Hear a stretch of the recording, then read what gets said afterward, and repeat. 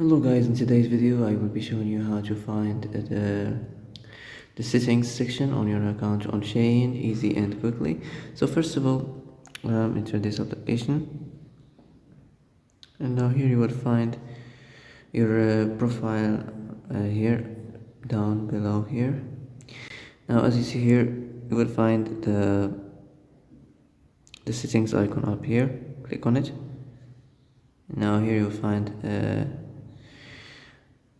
the settings. You can manage it as you like. You can manage the location, the language, the currency, the contact preferences, blocked contact list. So you can manage whatever you like. So that's it. And that's it for today's video. I hope this is the answer you've been looking for. If you like this video, don't forget to like and subscribe, and see you in the next video. Thanks for watching.